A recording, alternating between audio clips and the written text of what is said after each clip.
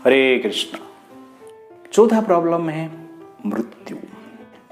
ये दुनिया नहीं जागीर किसी की, राजा हो या रंक। ये दुनिया नहीं जागीर किसी की, राजा हो या रंक।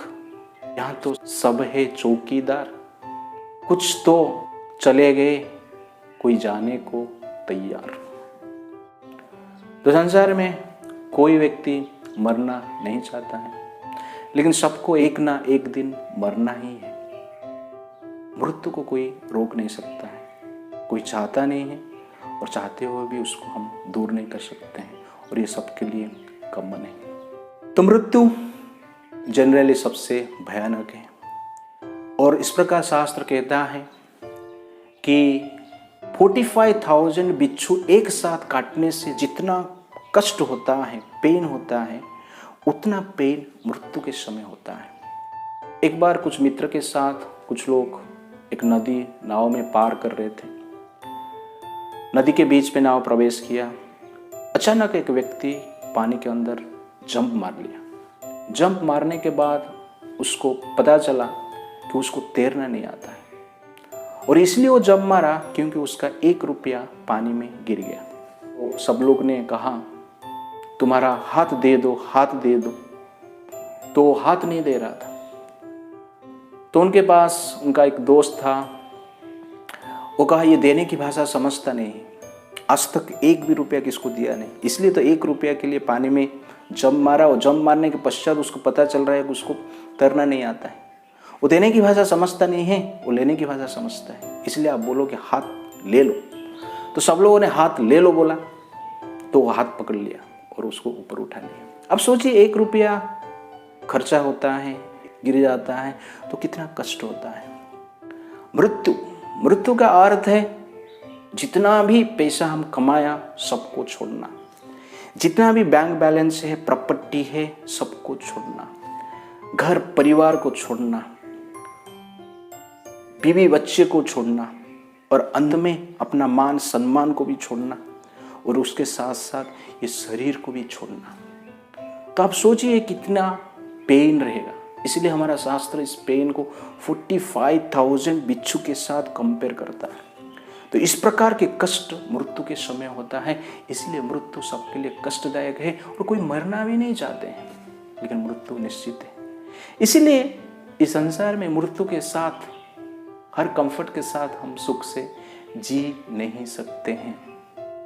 Wealthy man cannot bribe death. कोई वेल्दी पर्सन ऐसा डेथ को ब्राइब नहीं कर सकता है। मृत्यु के समय जब यमदूत आएंगे, तो यमदूत को हम बोल नहीं सकते हैं कि थोड़ा पैसा ले लीजिए, 1 करोड़ 2 करोड़ ले लीजिए और मुझे छोड़ दीजिए।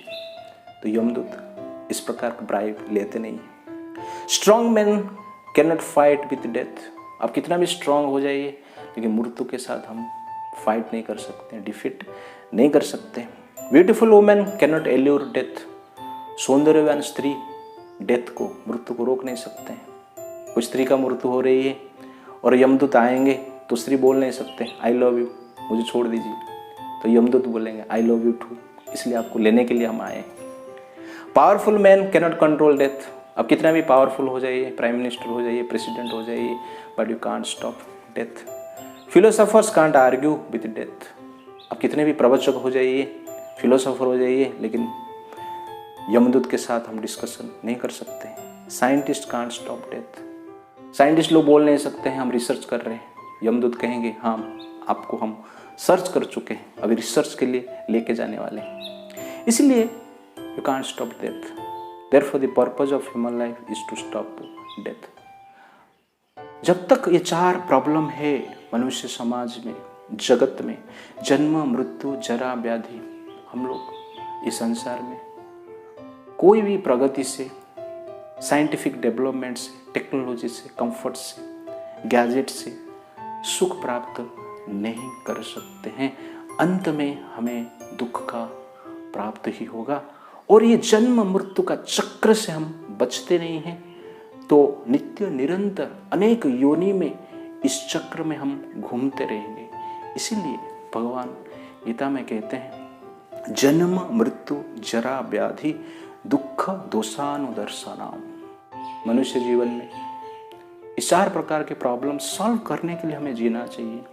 ये समय साइंटिफिक प्रोग्रेस करना चाहिए, एजुकेशन प्राप्त करना चाहिए, धन प्राप्त करने की चेष्टा करना चाहिए, लेकिन उसके साथ साथ ये प्रॉब्लम को सॉल्व करने की जीना चाहिए। ये 4 रियल प्रॉब्लम और 3 जनरल प्रॉब्लम है जो कि हम नेक्स्ट टाइम देखेंगे। हरे कृष्ण।